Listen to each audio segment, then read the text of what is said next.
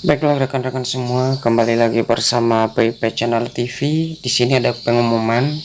Baiklah, di kesempatan yang baik ini kami kembali akan berbagi informasi tentunya ini berkaitan dengan seleksi kompetensi tahap 2 teman-teman. Karena sesuai dengan pengumuman yang sudah disampaikan oleh Kemendikbudristek bahwasanya untuk hari ini sesuai dengan jadwal yang sudah dirilis sebelumnya di portal guru.ppk.kemendikbud.go.id itu tanggal 1 sampai dengan 4 November 2021 adalah pengumuman dan pemilihan formasi tahap 2. Dan bagaimana cara pemilihan formasi nanti dan apa yang harus teman-teman lakukan ketika sudah bisa mengisi formasinya. Karena itu silahkan simak video sampai selesai. Dan seperti biasa, bagi rekan-rekan yang baru pertama kali menemukan channel ini, jangan lupa untuk tekan tombol subscribe-nya dan aktifkan lonceng notifikasinya agar siap kami mengupdate informasi terbaru seputar P3K Guru tahun 2021. Oke, terima kasih teman-teman. Nah, di sini teman-teman terkait dengan pengumuman yang sudah disampaikan oleh Kemendikbud di portal guru ppk.kemendikbud.go.id, memang hari ini jadwalnya adalah untuk pengumuman dan pemilihan formasi P3K tahap 2. Nah, tentunya teman-teman di sini banyak yang bertanya atau menanyakan di kolom komentar YouTube kami mengenai kenapa sampai saat ini belum ada tombol untuk mendaftar atau memilih formasi P3K tahap 2. Nah, kita cermati di sini teman-teman, memang di sini kegiatan untuk tanggal 1 sampai dengan 4 November 2021 itu bunyinya pengumuman ya, pengumuman dan pemilihan formasi tahap 2. Jadi kemungkinan nanti sebelum adanya pemilihan formasi tahap 2 atau dibukanya akun untuk pendaftaran ulang bagi rekan-rekan guru honorer negeri dan STHK 2 yang tidak lulus di tahap 1 dan juga guru swasta dan lulusan PPG, itu nanti kemungkinan besar ada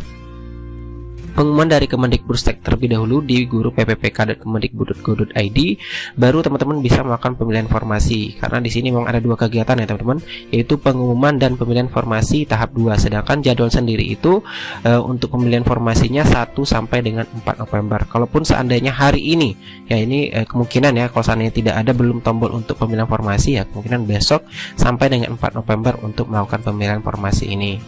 Nah, kemudian langsung saja kita di sini kami akan sedikit berbagi panduan berdasarkan panduan yang sudah disampaikan juga di SSCSN BKN di sini teman-teman.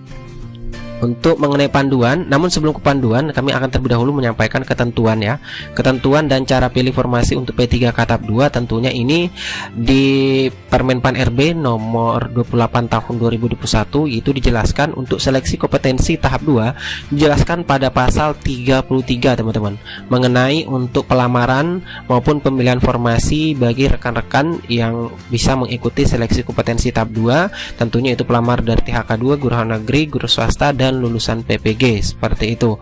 Nah, kemudian nanti teman-teman silakan dibaca Permenpan RB di pasal 33, itu cukup jelas mengenai aturan-aturan yang diberlakukan bagi rekan-rekan yang akan mengikuti seleksi kompetensi tahap 2 ya, terkait dengan untuk pemilihan formasi dan juga aturan dalam pemilihan formasi tersebut ya, di pasal 33 Permenpan RB nomor 8 tahun 2021.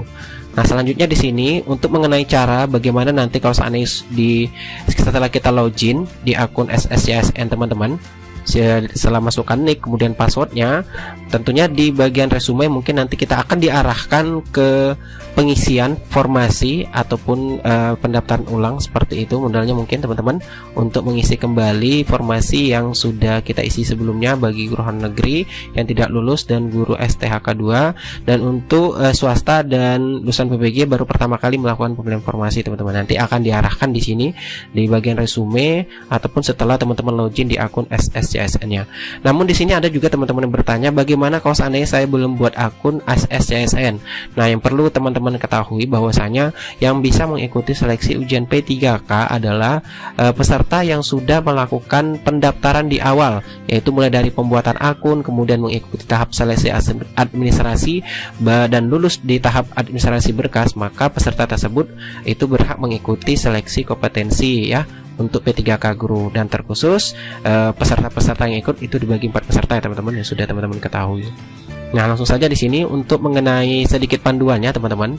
Nah, ini untuk di bagian akun SSCSN nanti, untuk kami ingatkan kembali, itu ada 4 bagian ya teman-teman. Ada biodata, kemudian jenis seleksi, formasi, kemudian dokumen, kemudian ada resume. Nah, ini yang pertama ini adalah pengisian biodata. Tentunya untuk pengisian biodata ini teman-teman sudah lakukan pada saat seleksi administrasi di tahap pertama kemarin. Itu yang diisi, yang pertama ada nama, kemudian gelar depan ijazah, tempat lahir, tanggal lahir, ada email, kemudian jenis kelamin, jenis disabilitas, gelar belakang ijazah, alamat, kemudian sedang mengikuti program beasiswa. Nah, di sini ada 10 kolom teman-teman yang diisi pada saat tahapan seleksi administrasi kemarin.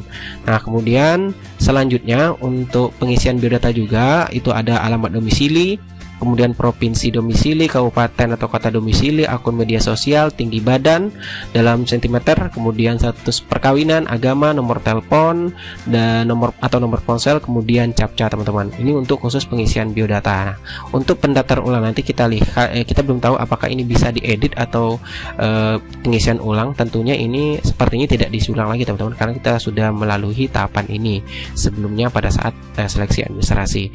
Nah, kemudian untuk bagian keduanya itu untuk pemilihan jenis seleksi. Tentunya di bagian sini adalah P3K Guru ya teman-teman, dan ini adalah data Depodik yang terbaca, dan untuk data STHK2 bagi peserta STHK2 ya akan tampil nantinya, ataupun ini pada saat seleksi administrasi yang lalu. Nah, ini untuk mengenai pendaftaran formasi, dan ini yang paling penting teman-teman yang harus teman-teman pahami. Untuk dalam pemilihan formasi, tentunya jenis seleksi di sini adalah P3K Guru, dan di bagian di sini juga ada batas akhir nanti akan dicantumkan atau dituliskan untuk keterangan yang harus teman-teman perhatikan juga. Kemudian untuk instansi juga sudah ditetapkan, dimana sudah kita ketahui untuk di tahap 2 ini peserta hanya bisa mendaftar sekolah dalam lingkup wilayah, satu wilayah teman-teman, belum bisa mendaftar formasi di luar kabupaten ataupun provinsi, kecuali untuk yang SMA, SMK itu bisa antar kabupaten karena wewenangnya itu SMA kan provinsi yang memegang. Nah, untuk kabupaten, SMP, dan SD wajib dalam satu wilayahnya. Tentunya nanti ini sistem semua yang mengarahkan teman-teman, jadi teman-teman tidak perlu khawatir lagi mengenai formasi ini. Begitu pula dengan jenis formasi di sini tertulis umum.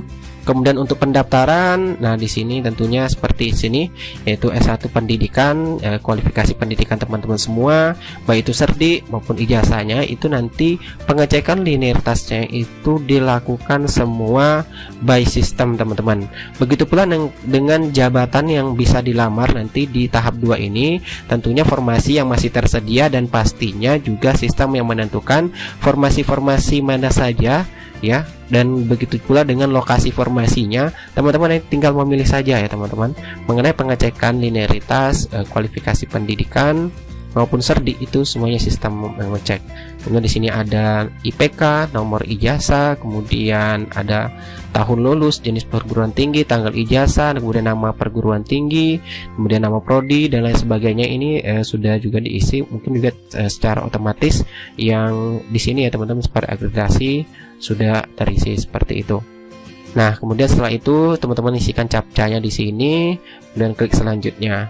Nah, untuk tahapan selanjutnya tentunya bagian dokumen. Nah, bagian dokumen ini sudah kita lakukan juga pada saat pendaftaran di awal, itu pada saat seleksi administrasi, seperti KTP yang diupload, scan ijazah, scan transkrip nilai, pas foto latar belakang merah, kemudian sertifikat pendidik bagi yang memiliki, seperti itu teman-teman.